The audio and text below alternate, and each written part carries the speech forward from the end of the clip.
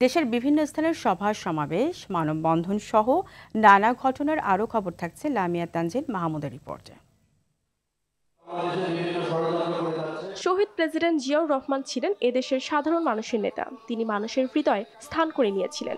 জিয়াউর রহমানের ৪৪তম শাহাদাত বার্ষিকী উপলক্ষে বাগেরহাটে এক আলোচনা সভা ও দোয়া মাহফিলে প্রধান অতিথির বক্তব্যে বিএনপির কেন্দ্রীয় নির্বাহী কমিটির গবেষণা বিষয়ক সম্পাদক শামীমুর রহমান শামীম এসব কথা বলেন।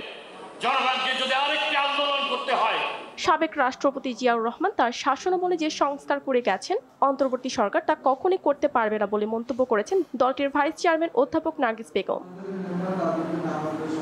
প্রয়াত রাষ্ট্রপতি জিয়াউর রহমানের ৪৪তম মৃত্যুবার্ষিকী উপলক্ষে নোয়াখালীর কোম্পানিগঞ্জ এবং ফরিদপুরে আলোচনা সভা, অসহায় দুস্থ ও এতিমদের মাঝে খাবার বিতরণ করা হয়েছে। শহীদ রাষ্ট্রপতি জিয়াউর রহমানের ৪৪তম শাহাদাত বার্ষিকী উপলক্ষে ঝালকাঠি এবং মেহেরপুরে জেলা স্বেচ্ছাসেবক দলের উদ্যোগে আলোচনা সভা ও দোয়া মোনাজাত অনুষ্ঠিত হয়েছে। শহীদ প্রেসিডেন্ট জিয়াউর রহমানের ৪৪তম শাহাদাত বার্ষিকী উপলক্ষে ছাত্র দলের পক্ষ থেকে দুস্থ এবং মানসিক ভারসাম্যহীন মানুষের মাঝে খাবার বিতরণ, বৃক্ষরোপণ সহ বিভিন্ন কর্মসূচি পালন করা হয়। ঝিনাইদহে শহীদ রাষ্ট্রপতি জিয়াউর রহমানের শাহাদাত বার্ষিকী উপলক্ষে দিনব্যাপী ফ্রি মেডিকেল ক্যাম্পে সেবা প্রদান করা হয়েছে।